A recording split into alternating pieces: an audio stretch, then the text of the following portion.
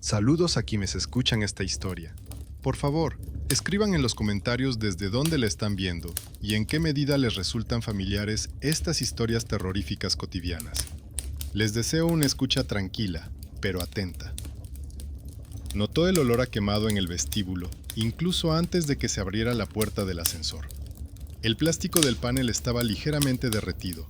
Alrededor del botón había una capa de hollín oscuro, y sobre el cartel con las normas colgaba una hoja de papel con un anuncio recién pegada con un trozo de cinta adhesiva.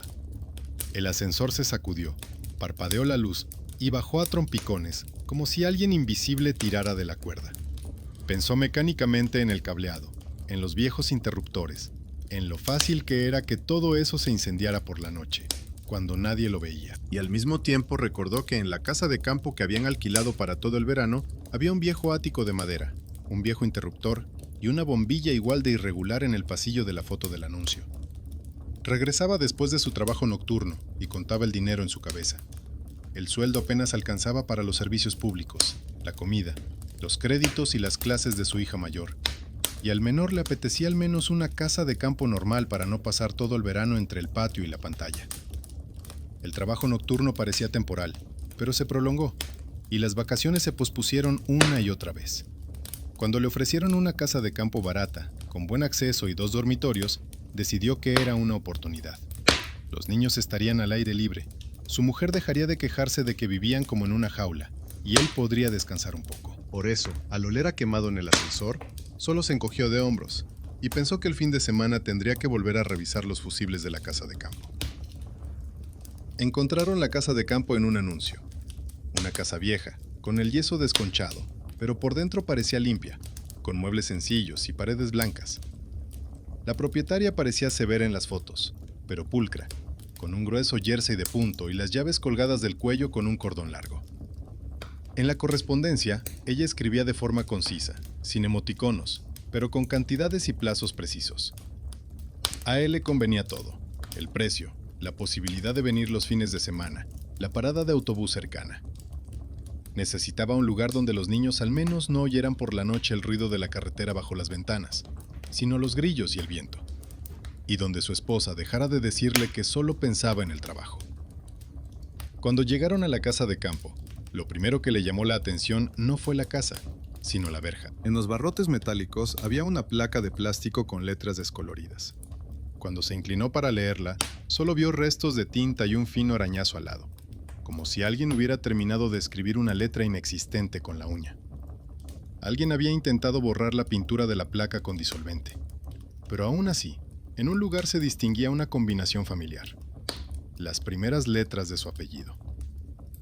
Decidió que se lo había imaginado, que su cerebro simplemente había completado lo que le resultaba familiar en la mancha de pintura. Pero aún así pasó los dedos por el plástico, sintiendo la rugosidad con las yemas. La dueña los recibió en entrada. Baja, delgada, con el pelo gris recogido en un moño. Sostenía un manojo de llaves como si fueran una prolongación de su mano. Él notó de inmediato que había demasiadas llaves para una sola casa. Ella hablaba con calma, sin amabilidad, pero tampoco con evidente antipatía. Dijo que la casa era vieja, que la instalación eléctrica era antigua, por lo que era mejor no encender todo a la vez por la noche, especialmente la tetera y el calentador a la vez. Mencionó por separado la habitación del fondo del pasillo.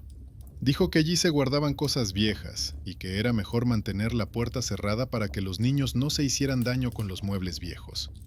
Lo dijo demasiado rápido, sin pausa, como si repitiera una frase que ya había dicho muchas veces a otras personas. Por dentro, la casa era igual que en la foto, pero con algunas diferencias. En la pared del pasillo había 2 interruptores, aunque solo había una lámpara. La diminuta entrada olía a tela húmeda y a algo de farmacia. En una esquina había una vieja estantería con un montón de objetos olvidados. Un paquete de cerillas, una botella de cristal vacía, una hoja de papel doblada por la mitad con notas. Levantó la hoja, pero solo vio fragmentos de viejas anotaciones, fechas, cantidades, un apellido tachado de tal manera que no se podía descifrar. La volvió a dejar en su sitio, pensando que se trataba de viejos recibos. La doña se fijó en su mirada y añadió brevemente que no hacía falta tocar los papeles viejos, que de todos modos no tenían importancia. El pasillo se extendía a lo largo de toda la casa y terminaba en la misma puerta que ella había llamado almacén. La puerta era un poco más oscura que las demás, con una simple cerradura y dos bisagras superiores, como si lo hubieran quitado más de una vez. El barniz del suelo delante de ella estaba un poco más desgastado que en el resto del pasillo, como si alguien se hubiera parado allí a menudo, apoyando las puntas de los pies en el mismo punto.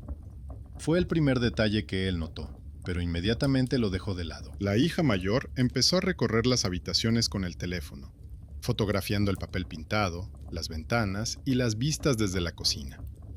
Le gustaba comparar la realidad con las fotos de los anuncios. Le dijo que en la foto del anuncio había otra puerta en el pasillo que parecía conducir a un pequeño cuarto de baño, pero que aquí no había ninguna puerta, solo una pared lisa. Él respondió que eso solía pasar, que las fotos antiguas quizá estaban tomadas desde otro ángulo. Pero por costumbre, sacó el teléfono, abrió el anuncio guardado y empezó a buscar esa puerta en los pequeños cuadrados de las fotos. En una de ellas había algo parecido, una franja vertical clara al final del pasillo. Ahora solo había una alfombra estrecha y un gancho con la única chaqueta de la propietaria. Decidió que eso no importaba, que lo principal era que había camas, ropa de cama y agua. El hijo menor se había quedado todo ese tiempo junto a la ventana de la habitación grande, mirando la parcela vecina, donde había tablas apiladas y una piscina infantil volcada y cubierta de polvo. El niño era introvertido. A menudo se refugiaba en sus juguetes y dibujos, y durante esas vacaciones quería sacarlo un poco del apartamento y de sí mismo. Siempre preguntaba por el bosque, por el río, por los insectos, pero casi nunca preguntaba por las personas. Por eso, cuando pasó por el extremo más alejado del pasillo, se detuvo de repente y se quedó mirando fijamente esa misma puerta cerrada. Su padre solo notó cómo se tensaban sus hombros. El niño escuchaba, como si alguien se moviera detrás de la puerta, pero no dijo nada, solo retrocedió ligeramente. La primera noche transcurrió con nerviosismo. Al principio, la luz del pasillo parpadeaba. La lámpara del techo se encendía y se apagaba, como si alguien la encendiera y apagara cuidadosamente con un dedo invisible. El padre lo atribuyó a los cables viejos. Se acercó al cuadro eléctrico y tocó el interruptor con la mano, sintiendo el ligero calor del plástico. En el interior de la puerta metálica del cuadro había pegado una vieja nota con el número del electricista del pueblo. La letra era cuidada, con una ligera inclinación, similar a la que había visto en la hoja arrugada del vestíbulo. Era el segundo detalle que le llamó la atención y que volvió a ignorar, pero fotografió el número por si acaso se apagaba algo por la noche. A su esposa no le gustaba casi nada de esa casa. El aire demasiado húmedo, los muebles viejos, las tuberías oxidadas, el ruido del suelo en cada puerta. Ella consideraba que alquilar una casa de campo así era una humillación, que la gente normal ahorraba no en unas vacaciones normales, sino en compras superfluas. Se quejaba de que él había vuelto a hacer lo que quería, sin consultarla, y había llevado a todos a casa de una anciana incomprensible con un montón de llaves innecesarias. Le molestaba que la dueña pareciera fijarse más en los niños que en los adultos, deteniéndose en su hijo menor, como si intentara recordar a quién se parecía. Antes de acostarse volvió a recorrer la casa, como solía hacer en el apartamento.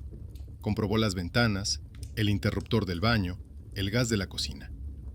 Se detuvo un momento en el pasillo y miró la puerta del fondo. Ya tenía a mano un manojo de llaves, pesadas, de diferentes tamaños y formas. Una de las llaves se enganchó ligeramente en la tela de sus pantalones cuando pasó junto a la puerta del almacén. La sensación fue como si algo se enganchara en él desde dentro. Se repitió a sí mismo que eran los nervios, que todo estaba bien, y volvió a la habitación, donde los niños ya se habían dormido. Soñó con la misma puerta. En el sueño, estaba abierta solo lo suficiente para meter la mano, y por la rendija entraba una luz tenue, como la que hay en los rellanos cuando cambian la bombilla, pero no atornillan bien la pantalla. En el umbral había una figura alta y oscura, sin rostro, pero con las manos muy bien definidas. Las manos llevaban un jersey de trabajo, el mismo que él llevaba cuando hacía los turnos de noche. La figura permanecía inmóvil, pero detrás de ella se vislumbraba una pequeña sombra, de la misma estatura que su hijo. Al despertarse, durante unos segundos no pudo entender qué ruido era ese. El suelo del pasillo crujía suavemente, como si alguien caminara con mucho cuidado, tratando de no pisar algunas tablas. Por la mañana, atribuyó el sueño al cansancio. Le preguntó a su hijo menor si había dormido bien, si había tenido alguna pesadilla. Este se encogió de hombros y dijo que en la habitación todo estaba normal, solo que en el pasillo hablaban en voz baja. El padre decidió que el niño los había oído a él y a su esposa, aunque ellos casi no habían hablado esa noche. Sin embargo, al pasar por el pasillo, se fijó en un tercer detalle. La alfombra que había delante de la puerta del almacén estaba desplazada unos centímetros, y en la madera oscura que había debajo se veían dos pequeñas rayas blancas, como de arañazos recientes. Por la tarde llegó un vecino, un hombre robusto de mediana edad vestido con ropa de trabajo. Dijo que vivía a 2 casas de distancia y que antes vigilaba esa zona, cuando vivía allí el antiguo propietario. Trajo un viejo alargador y se ofreció a ayudar si había algún problema con la instalación eléctrica. Su forma de hablar era sencilla, sin palabras superfluas. Tartamudeaba un poco en algunas combinaciones de sonidos, y por la forma en que su esposa apretó los labios, comprendió que ella se mostraba cautelosa con él, como con todas las personas que le parecían demasiado sencillas para su gusto. Al marcharse, el vecino miró al otro extremo del pasillo y, por un segundo, pareció detener la mirada en la puerta del almacén. Dijo que si oían algún ruido extraño por la noche, era mejor llamarle a él primero y luego a los servicios de emergencia. Sonó extraño, pero en ese momento le pareció simplemente una costumbre rural de resolver todo por sus propios medios.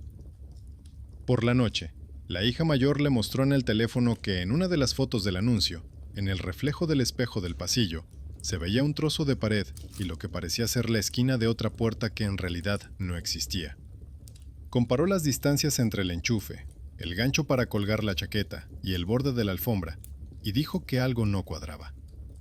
El padre, irritado, hizo un gesto con la mano, cansado de esas pequeñas críticas. Pero cuando pasó por el pasillo y puso la mano en la pared, donde en la foto debía haber una abertura, sintió una diferencia leve, casi imperceptible. En un lugar, la tabla bajo sus pies era más densa que en otro, y el frío de la pared a la altura de la rodilla era un poco más intenso. Por la noche, todo comenzó de la misma manera. La lámpara del pasillo volvió a parpadear. Luego se encendió, como si nada hubiera pasado, y luego volvió a parpadear cuando su esposa pasó con una taza de té. El agua de la taza se balanceó ligeramente y se derramó en el suelo, en el lugar donde por la mañana había visto arañazos debajo de la alfombra. Se agachó para limpiar el charco y notó un cuarto detalle.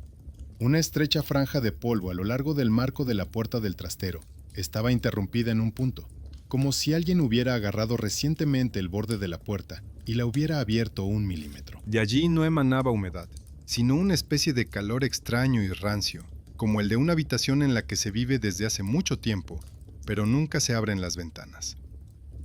El hijo menor estaba en ese momento al principio del pasillo y miraba en esa dirección sin moverse.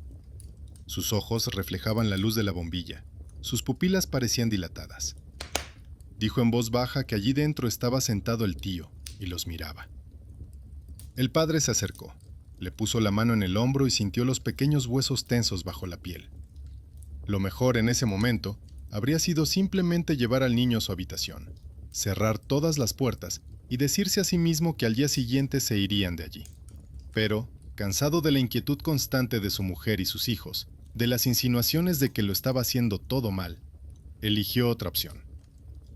Se acercó a la puerta del almacén, introdujo una de las llaves del llavero en la cerradura y sintió cómo el metal rozaba el metal. Le parecía importante demostrar a todos que allí no había nada, que solo era una casa vieja, con tablas viejas y polvo viejo. La cerradura se abrió con un clic. La puerta se estremeció brevemente y le pareció que, en respuesta, algo en el fondo de la habitación respondió con un suspiro apenas audible. Empujó la puerta y entró. No estaba tan oscuro como esperaba. Una ventana baja, cerca del techo, dejaba entrar un rayo de luz tenue que caía sobre un viejo sofá y una mesa estrecha junto a la pared. No olía a humedad, sino a una mezcla de detergente viejo, medicamentos y algo quemado, como en el vestíbulo después de un cortocircuito. El polvo cubría el suelo en una capa uniforme, pero cerca del sofá estaba aplastado, como si alguien se hubiera sentado allí recientemente con las piernas recogidas. En el respaldo colgaba una manta gris, doblada con más cuidado que el resto de cosas de la casa, como si la tocaran más a menudo que las demás. Empezó a mirar con los ojos de alguien acostumbrado a buscar explicaciones prácticas. Observó que la toma de corriente de la puerta era vieja y estaba amarillenta, pero había un alargador nuevo conectado a ella, igual que el que había traído el vecino por la mañana. El cable se metía debajo del sofá, donde solo debería haber suelo vacío. Levantó el borde de la manta y vio en el suelo una tabla vieja con una grieta, en la que se veían claramente las huellas de movimientos recientes. Una raya de la pata de una silla, la huella de un talón, finos arañazos, como si alguien hubiera rascado con la uña, tratando de agarrarse a la madera. Las huellas no estaban cubiertas por una gruesa capa de polvo, como todo lo demás, sino solo espolvoreadas, como si alguien hubiera pasado por allí hace un día, y no años. Sobre la mesa había hojas de papel cuidadosamente dobladas. Esperaba ver periódicos viejos, pero resultaron ser páginas de cuaderno arrancadas de un bloc. En las dos primeras solo había números y apellidos tachados, como en un borrador de recibos. En la tercera hoja había una lista de nombres, entre los que su mirada se detuvo inmediatamente en uno, escrito de forma ligeramente diferente, con más seguridad. Era el nombre de su hijo, con el mismo apellido poco común, aunque el subrayado de la letra del medio era un poco más alargado. Frente al nombre vio una fecha, que leyó por inercia y solo después se dio cuenta de que aún no había llegado. El mes y el día correspondían al final del verano, y ahora el verano apenas comenzaba.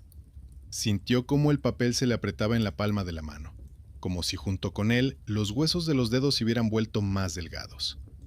Extendió las hojas sobre la mesa, tratando de encontrar alguna explicación razonable.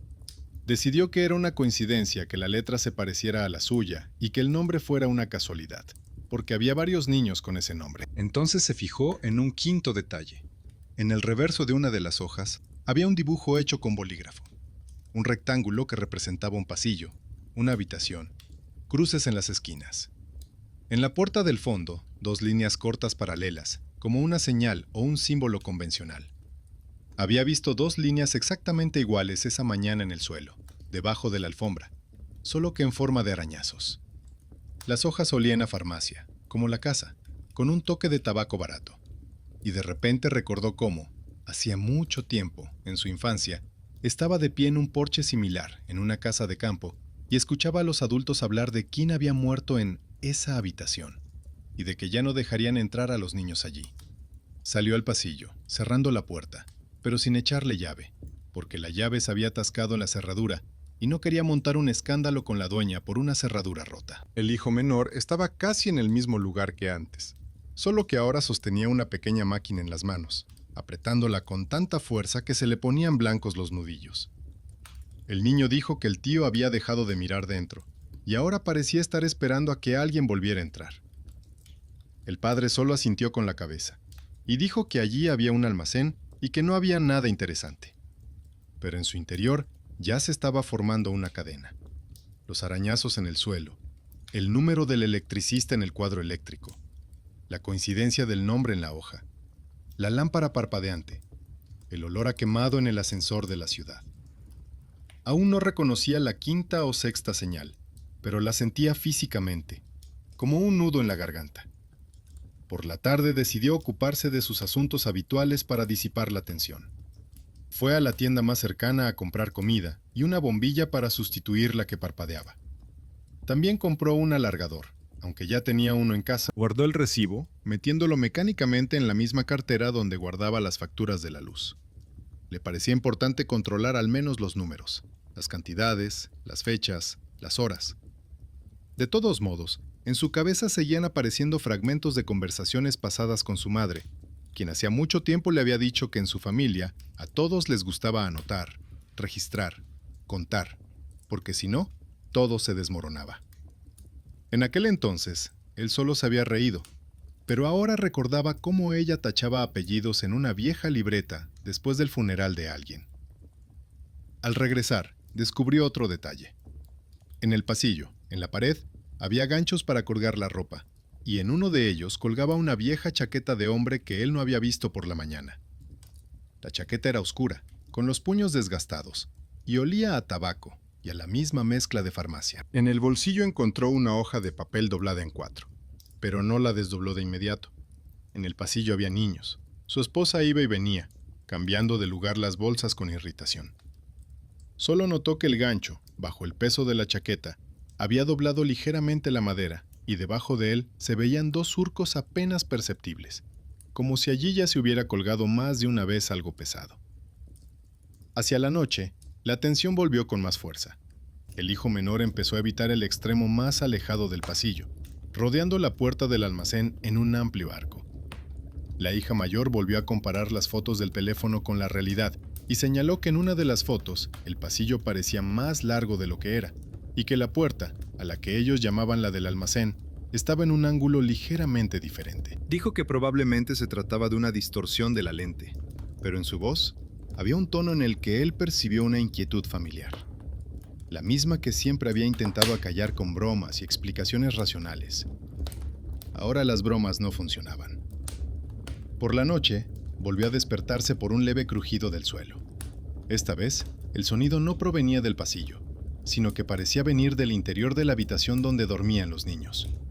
Se levantó y caminó descalzo por las frías tablas, tratando de no hacer ruido. En la habitación de los niños todo estaba tranquilo. La hija mayor dormía con el teléfono junto a la almohada. El hijo menor no estaba en la cama. La manta estaba echada hacia atrás, y la almohada se había deslizado hasta el borde de la cama.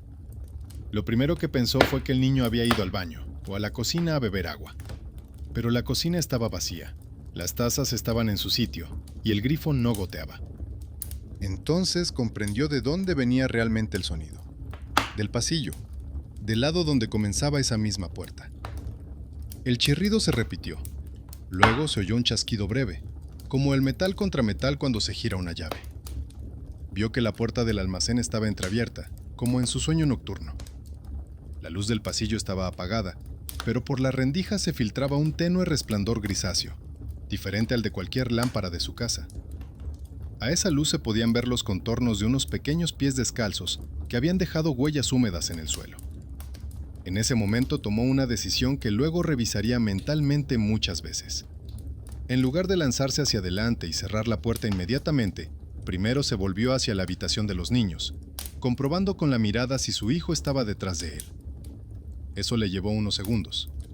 Fue suficiente para que, en el fondo de la habitación, alguien cerrara la puerta desde dentro con suavidad, casi con ternura. Permaneció unos segundos más en el pasillo en penumbra, mirando la puerta cerrada, detrás de la cual acababa de haber una luz grisácea y huellas húmedas en el suelo. Su mano seguía apoyada en el frío pomo, con los dedos ligeramente temblorosos, pero se dio cuenta de que el temblor no provenía de los músculos, sino del propio metal, que transmitía una leve vibración a la palma de la mano. Se sintió como alguien que casi pierde el tren.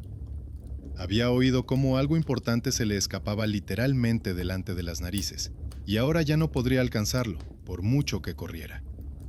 En su cabeza daba vueltas la simple idea de que era un sueño, pero le dolía el pie por el frío del suelo. Se había enganchado la uña del meñique en una astilla, y el dolor era demasiado real. Aún así, tiró bruscamente de la puerta hacia sí. La cerradura cedió, pero no del todo.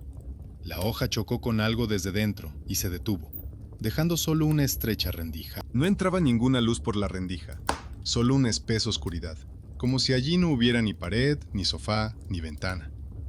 Metió con cuidado los dedos y palpó una superficie de madera. La tabla era lisa por fuera, pero por dentro se notaban las cabezas de los clavos bajo los dedos. Alguien había conseguido clavar una tabla transversal mientras él se daba la vuelta hacia la habitación de los niños. No se oían pasos ni ruidos, solo el olor a virutas y una nota farmacéutica apenas perceptible, familiar por la vieja chaqueta del pasillo. El pánico no llegó de inmediato, sino como una ola ajena. Primero volvió a la habitación de los niños y se aseguró de que su hijo seguía desaparecido. Revisó el baño, la cocina, el sofá de la sala de estar. El niño no estaba en ninguna parte. Ya no era una pesadilla, sino la realidad más cruda, en la que suelen escribir en las noticias. Un niño desaparecido en una casa alquilada en el campo. Encendió mecánicamente la luz en todas las habitaciones. Las puertas se cerraron de golpe con la corriente de aire. La casa se parecía a un hospital por la noche, cuando solo están encendidas las luces de guardia y alguien tose en silencio detrás de la pared. Su esposa salió al pasillo somnolienta, irritada, y la expresión de irritación de su rostro se transformó lentamente en otra cosa cuando vio la puerta entreabierta y la cama infantil vacía. A partir de ahí, todo siguió el patrón habitual, para el que él estaba preparado como adulto. Llamada a la policía, breve explicación, intento de mantener la voz firme. En su cabeza surgieron las frases que siempre había considerado correctas. Indicar la hora, describir la ropa del niño, no exagerar. Dijo que el niño podría haber salido a la calle, que la casa era vieja, que la puerta podría haberse abierto sola. No mencionó la luz gris, los clavos en el interior y el nombre rayado, dejándolo para más tarde, como algo superfluo que solo perjudicaría su credibilidad. Al cabo de un rato llegó un coche con luces intermitentes, aunque él no recordaba el sonido de la sirena, solo los destellos en las ventanas y en el rostro de su esposa. El agente de policía, un hombre alto y ligeramente encorvado con una camisa arrugada, recorrió la casa con una libreta y hizo las preguntas habituales. Inspeccionó la habitación de los niños, el pasillo, el baño y revisó las ventanas. Se detuvo ante la puerta tapiada y pidió que le dijeran con sinceridad cuándo la habían tapiado. El dueño de la casa respondió que ayer estaba normal, pero que por la noche apareció algo parecido a un escudo desde dentro. En su relato, esto sonó demasiado extraño, y el agente frunció ligeramente los labios, como alguien que ya lo ha oído todo. Pero este mismo agente fue, inesperadamente, el primero en no tomar la habitación como una invención. No exigió que se quitara la tabla de inmediato, sino que primero sacó su teléfono y tomó varias fotos. Las cabezas de los clavos, las marcas alrededor de la puerta, las tablas mismas. Luego pidió que le mostraran los documentos de la casa. En el contrato de alquiler, su atención se detuvo en el apellido del propietario. El apellido le resultaba familiar y, de repente, su padre comprendió por qué le había llamado la atención desde el principio. Era el apellido de soltera de su madre, el mismo que hacía mucho tiempo que no escribía en un papel. El nombre del propietario coincidía con el nombre de su hermano menor, al que no habían recordado en muchos años. De niño había oído fragmentos sobre él, que se había ido fuera de la ciudad, que tenía una casa, que había habido algún escándalo en la familia por la herencia. No se comunicaban, habían perdido los números de teléfono. Y ahora, el contrato de alquiler firmado por esa persona y la casa en la que había desaparecido su propio hijo, abrió la cartera y sacó un viejo cheque que le costó mucho recordar. En el papel había una marca de prepago por el alquiler y unos sellos borrosos. En la columna Comentarios, alguien había añadido con letra ligera una frase que entonces no había visto. Para los suyos, por línea familiar. Se estremeció, como si alguien acabara de ponerle la mano en el hombro. En su mente apareció una escena olvidada hacía mucho tiempo. Él, pequeño, de pie en un apartamento ajeno. Su madre discutiendo en voz baja con alguien en la puerta. Se oye ese apellido y las palabras de que ya no traerán más niños aquí. Entonces estaba seguro de que todo eso se refería a la ciudad. Ahora comprendió que, tal vez, en aquella discusión ya se había mencionado el nombre del pueblo, el número de la carretera, la antigua casa de campo que años más tarde había elegido por casualidad, a través de una agente inmobiliaria conocida, porque era barata. Los vecinos se acercaron rápidamente a la valla, como suele ocurrir cuando la desgracia ajena se convierte en motivo para sacar a relucir sus propias historias. Una mujer que vivía 2 casas más allá le contaba al policía y a su esposa que con esa casa de campo siempre había algo que no cuadraba. Al parecer, antes ya había desaparecido un niño allí, y luego habían tapiado la habitación para no agitar los ánimos. El padre escuchaba con atención, señalando solo que había demasiadas coincidencias en la historia. La edad del niño era similar, la estación era la misma, y también aparecía una habitación lejana a la que los niños corrían, aunque se les había prohibido. En la voz de la vecina no había malicia, sino más bien el cansancio de alguien que repite la misma leyenda tantas veces que ya no se la cree. La hija mayor estaba sentada en el porche con un cuaderno, tratando de reconstruir de memoria las últimas horas antes de la desaparición. Dibujaba un esquema del pasillo, marcaba las puertas con cruces y anotaba la hora a la que cada uno se acostaba. Su dibujo resultó ser, por casualidad, una copia casi exacta del cartón que su padre había encontrado en el almacén. También había un rectángulo largo, marcas en las puertas y algunos símbolos convencionales. Cogió las dos hojas y las superpuso. Las líneas coincidían casi por completo, solo que en el antiguo esquema había otro cuadrado que no aparecía en el de su hija. Este cuadrado se encontraba justo donde ahora colgaba el nuevo cuadro eléctrico, instalado a instancias del propietario antes de su llegada. En el esquema lo marcaron con una pequeña marca y le pusieron la fecha, escrita con la misma letra que el nombre de su hijo. Le pidió a la gente que echara un vistazo a ambas hojas. Al principio este lo tomó como otro gesto nervioso, pero finalmente se fijó en ellas. Observó que el antiguo esquema, a juzgar por el papel amarillento y la tinta descolorida, había sido dibujado hacía mucho tiempo, y el nuevo, hacía un par de horas, con un simple lápiz. Informó de que se llevaría ambas hojas a la comisaría como posible material, y anotó la hora en que nuestro padre las había encontrado. Era ese mismo hombrecillo, con la libreta, al que normalmente nadie toma en serio, pero ahora su meticulosidad se convertía en casi el único apoyo. Hacia el atardecer, la búsqueda se extendió más allá de la casa. Peinaron la zona, los patios vecinos, el arcén de la carretera. Los voluntarios, reunidos a través de los chats locales, trajeron linternas, walkie-talkies y termos. Mi padre señaló que casi todos los mensajes del grupo comenzaban con la misma frase: que alguien había visto una casa extraña, había oído hablar de una habitación a la que no se podía entrar. El mito en torno a la casa de campo cobró vida propia. Se enriqueció con detalles, y los rastros reales se hicieron cada vez más escasos.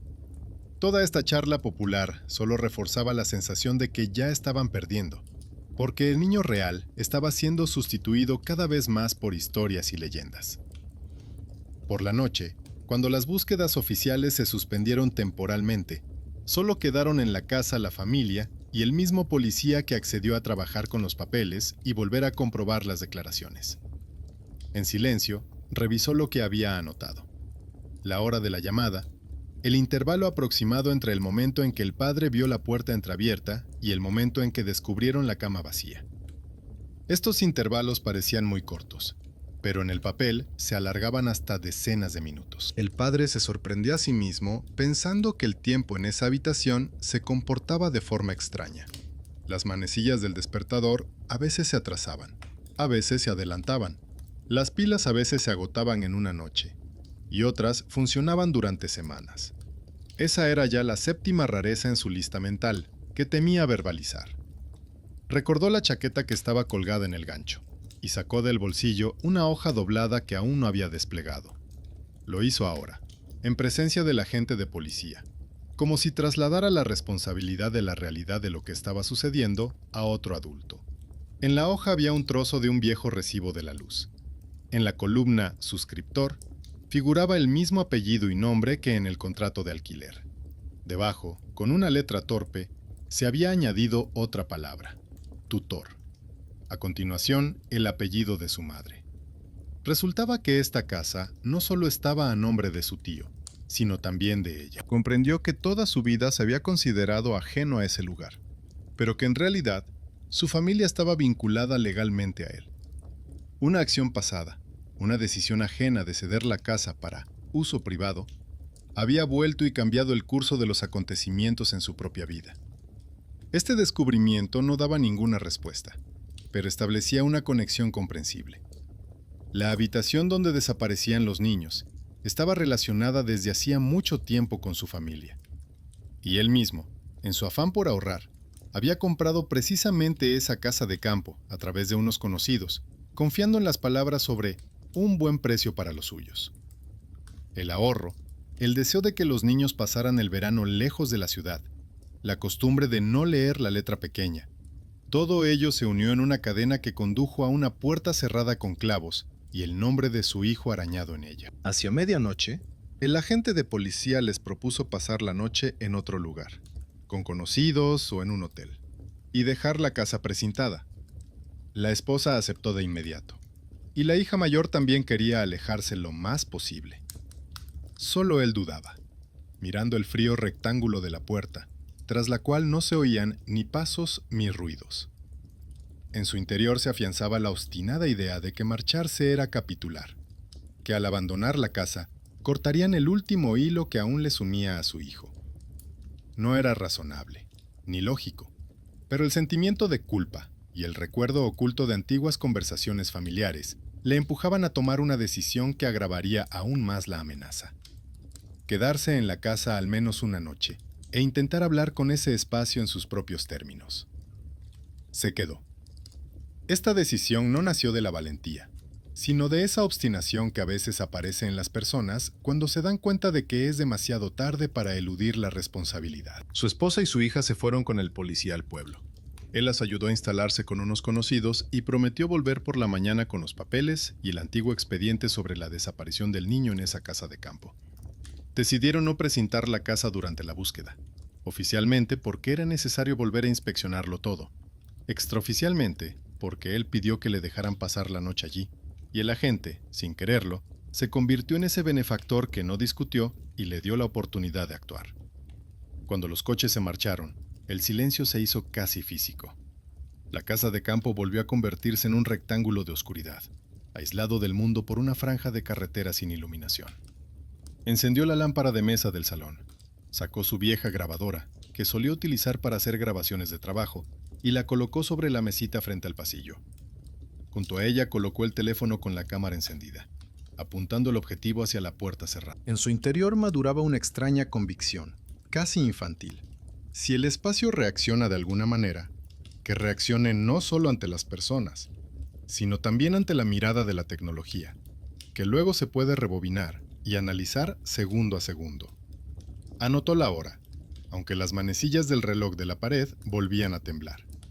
Las quitó y las puso sobre la mesa, comprobando visualmente cada movimiento de la manecilla de los segundos. Hizo una lista de todas las pequeñas cosas que ya había notado antes.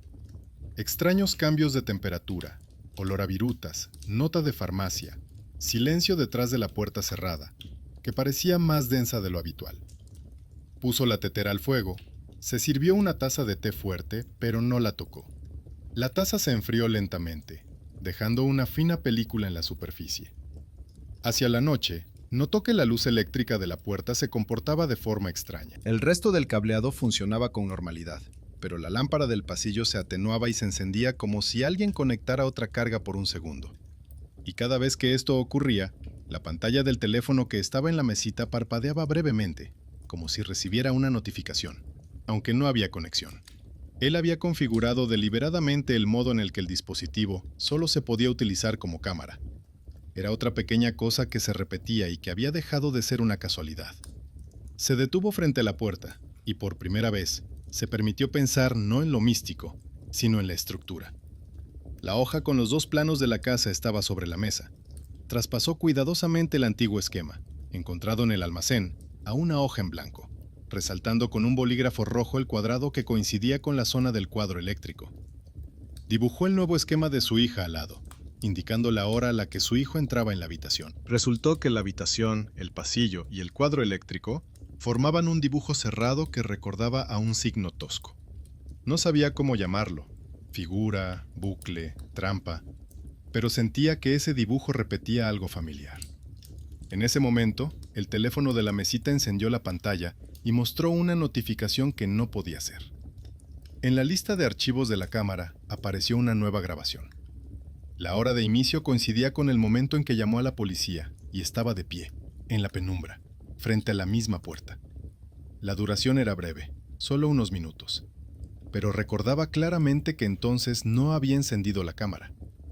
Cogió el teléfono con cuidado, conteniendo el impulso de tirarlo como si fuera algo sucio.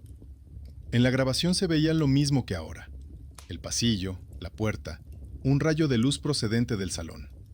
Solo que en un momento dado apareció en el encuadre una sombra que no debería haber aparecido. Al principio fue un ligero oscurecimiento a la derecha, como si pasara una persona.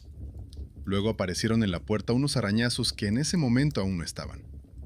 La cámara parecía haber captado no solo el espacio, sino también lo que ocurriría más tarde. Lo comprobó de nuevo. La puerta actual ya tenía grabado el nombre de su hijo y la fecha del futuro. En la antigua grabación, la fecha aparecía gradualmente, como si alguien estuviera pasando cuidadosamente un clavo por la madera. pero la persona no aparecía en la imagen. Solo el temblor de la luz y el suave ondular de las sombras.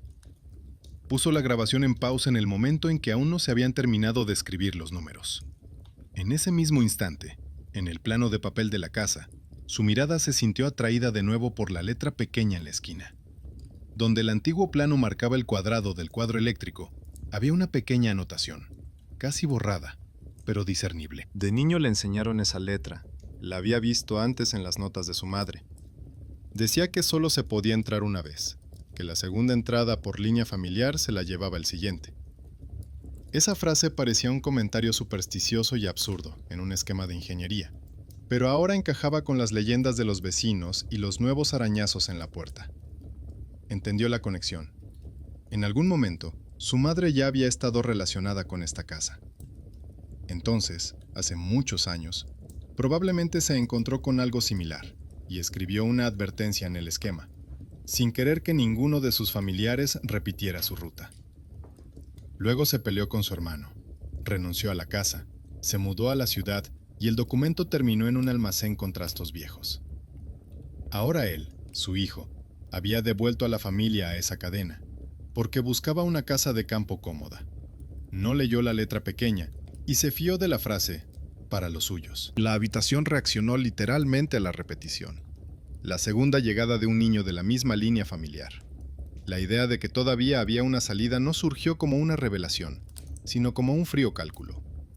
Si la habitación realmente cuenta las entradas por parentesco, entonces la cadena se puede romper ofreciéndole, en lugar de un niño, un adulto de la misma línea. Sonaba absurdo, pero dentro de lo que ya se había visto, encajaba en la lógica interna del lugar. No había ninguna garantía de que funcionara y ninguna posibilidad de comprobarlo de antemano. Simplemente era una elección entre esperar pasivamente o dar un paso hacia lo que ya se había desencadenado. Volvió a la puerta y se inclinó para que su ojo quedara a la altura de la inscripción rayada. El nombre del hijo estaba escrito de forma irregular, como si fuera de una mano infantil, aunque el niño no sabía escribir así. La fecha debajo del nombre aún se refería a un día futuro que aún no había llegado. Tomó la llave de la casa de campo y pasó el borde metálico por la madera, borrando las líneas en la medida de lo posible. Un escalofrío le recorrió la espalda, pero ya no sentía pánico, solo la clara conciencia de que no se le ocurría nada más sensato. En lugar del nombre de su hijo, escribió cuidadosamente el suyo. Escribió lentamente, para que cada trazo fuera claro, como la firma en un documento. Más abajo cambió la fecha por la de hoy, por la misma noche en la que estaba de pie en el pasillo, sintiendo cómo el tiempo alrededor de la habitación se comportaba como si se hubiera salido de la red general. Cuando puso el último trazo, la lámpara del pasillo parpadeó brevemente y luego se encendió de forma regular, sin saltos innecesarios. En la habitación contigua se oyó un suave clic, como el de un interruptor, aunque él no había tocado nada. En el teléfono, que había estado todo este tiempo sobre la mesita, desapareció el icono de la extraña grabación, como si nunca hubiera existido. Sintió que el miedo que le oprimía por dentro se transformó de repente en otra pesadez, tranquila, casi física, como la de una manta gruesa. No era alivio, sino más bien claridad. El precio estaba pagado, y ahora los acontecimientos seguirían el curso que él acababa de firmar. Volvió al salón, se sentó en el sofá y por primera vez en toda la noche se permitió cerrar los ojos. No por cansancio, sino porque todas las decisiones ya estaban tomadas. Pensó en que mañana vendría el policía y vería su nombre en lugar del niño, que su mujer gritaría, que la vecina susurraría viejas maldiciones y que los voluntarios seguirían recorriendo el bosque hasta encontrar al niño en la carretera o junto a algún cobertizo, desorientado, pero vivo. En este cuadro no había ningún milagro, solo una cadena de acciones de personas que no abandonaron a otro ser humano en apuros.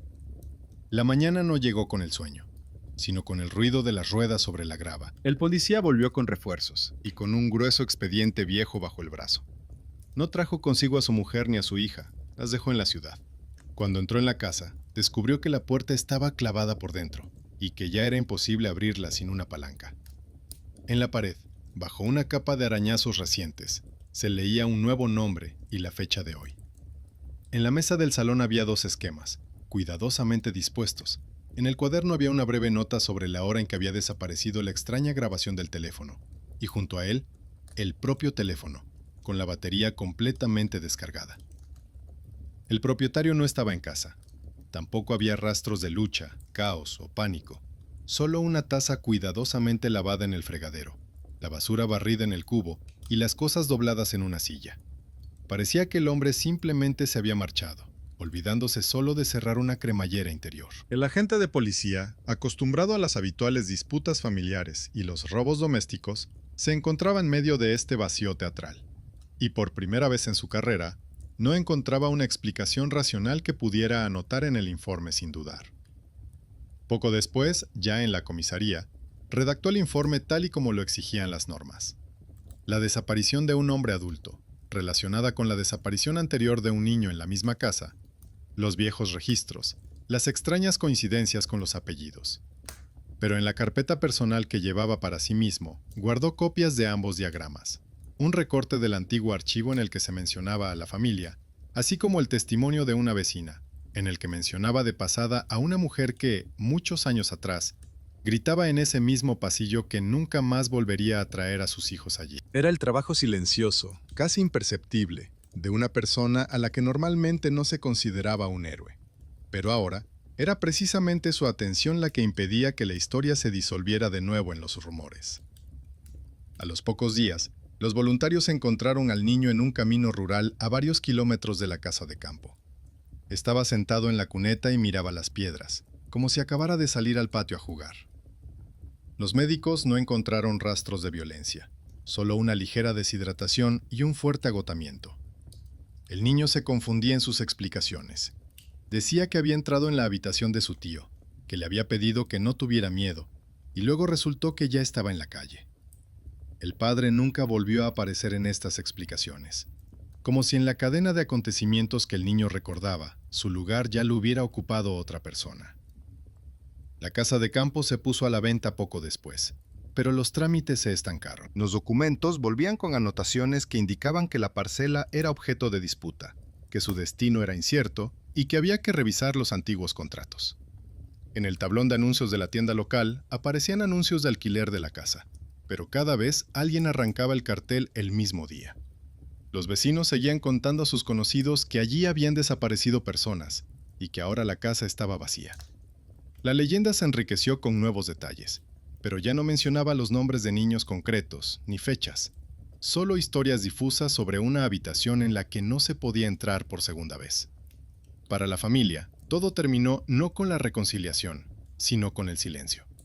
La esposa se negó incluso a oír el nombre del pueblo. La hija mayor escondió sus planos en una caja y dejó de dibujar planos de las habitaciones.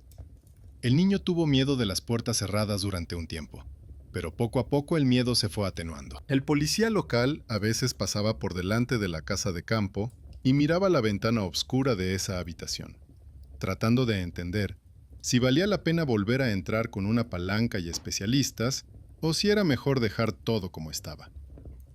Cada vez se marchaba sin decidirse. La justicia en esta historia no parecía una victoria del bien sobre el mal, sino un silencioso enderezamiento de una línea torcida. La casa recibió a quien esperaba según su extraño cálculo. El niño regresó. La cadena de errores familiares se rompió en una sola persona, que decidió que ya no podía seguir posponiendo la decisión. No hubo ninguna intervención milagrosa, solo documentos, esquemas olvidados, anotaciones cuidadosas y una decisión tomada en el pasillo frente a la puerta cerrada. El mundo se encargó del resto. La gente siguió viviendo, contando historias sobre la casa encantada, rodeándola y colgando nuevos anuncios en el tablón, sin saber que en lo profundo del viejo tablón de la pared ya nadie esperaba.